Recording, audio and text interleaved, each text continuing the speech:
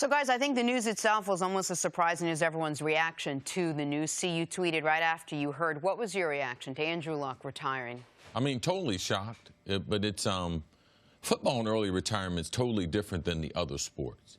Because what Andrew is talking about is the reality that all professional football players face.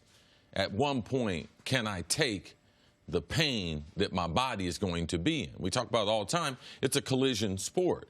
Yes, absolutely it is. But everyone doesn't have the mentality to be able to absorb those collisions. And he talks about what he's been going through the last 4 years. Not just this April, the last 4 months since he strained his calf, but I can understand that. And I can have a great deal of empathy for him.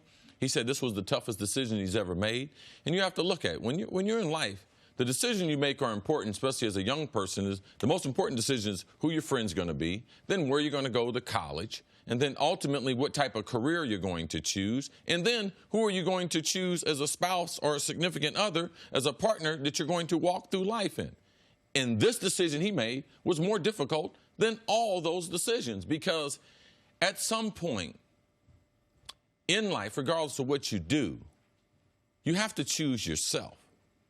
And he couldn't put his body through what he's been through the last 4 years. I mean, he missed the whole entire 2017 season, which in this day and age where the quarterback and playing quarterback is easier than ever, just imagine how gut-wrenching it is. He goes back to playing some of the best football he's ever played last year, getting them in the playoffs, winning a playoff game, and then now getting injured and calling it quits. You know, to me, I got tremendous empathy for him.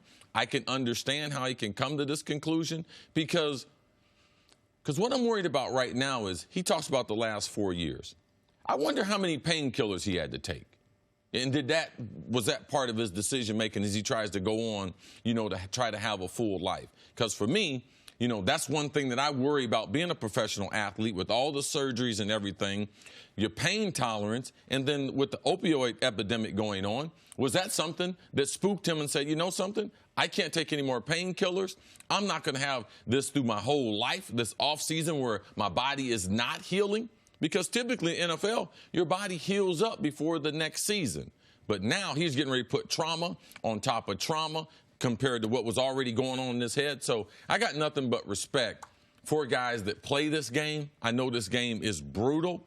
And for him to be a walk away, he probably walked away from at least $250 million. Yep. At least 10 more years of football playing at his highest level. So for me, it was gut-wrenching to be able to hear Andrew, to see him get choked up and walk away from a game that we love. And to me, maybe the hardest part to hear was when he said what the last 4 years have been like. The cycle. Injury, pain, rehab, no finish line in sight, no, okay, now I finally have a clean break of it. He thought he had it last year, briefly, in that few months where he was fully healthy, where he was playing the best football of his life. And then this damn calf injury, which turned into an ankle injury, which turned into a lower leg injury, which turned in from a 2-week to a 2-month to a 4-month process. I was totally shocked, though. I feel for him, and I to echo Chris's empathy, but on August 4th, he told Peter King he's playing week 1. On August 19th, he told the owner, I'm retiring. And you mentioned Michael Jordan, and we can cross sports or stay in football and talk about other shocking young players retiring.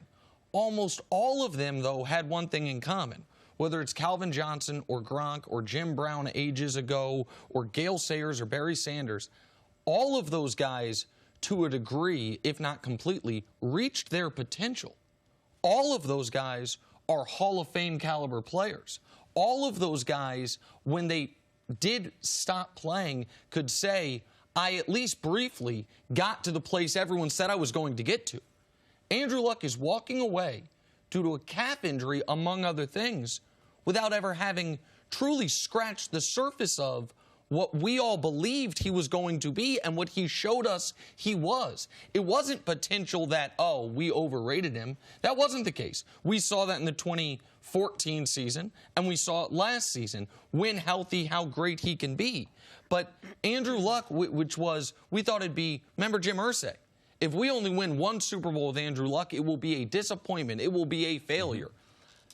they reached one AFC championship game with Andrew Luck, and he didn't have, it's an odd situation because his career was ended due to injury, but he didn't suffer a career-ending injury. Right. And it's also, if this was a concussion or head trauma issue, I think it'd be looked at differently. So the whole thing is unprecedented. There is not a great historical example to pull from of this is like player X. We've never seen something quite like this. Well, it's also Andrew Luck is one of the few players in the game who stands out because he has talked about his love of the game, his passion for wanting to be out there, the way he hits guys and gives them a sort of an attaboy when they you know, and they're defending him. He truly loved the game of football. But I'm curious, do you think he reached his potential?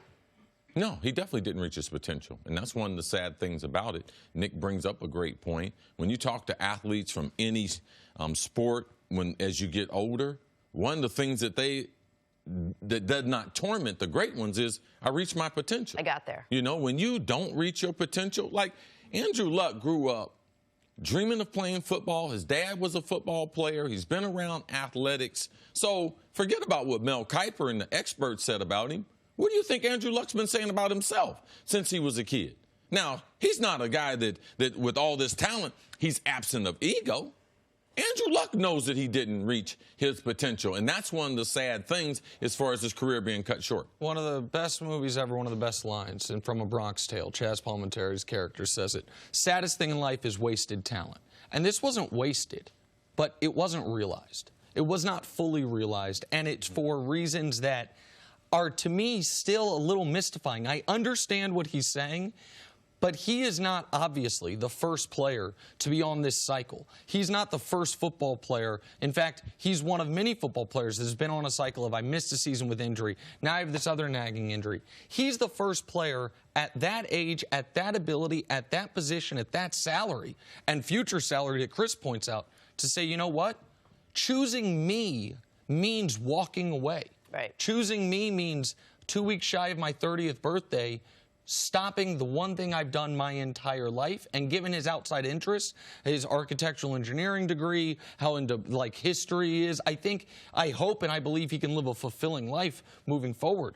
But it is going to be for him, I don't know when, he's going to wake up in a few days, weeks, months, whenever, and say, I'm not a football player anymore. And I don't think he anticipated he would be saying that until a decade from now. Thanks for watching. Subscribe here to get the latest from the show. Also, be sure to check out more of the best clips from First Things First, or go watch a few segments from our other shows on FS1.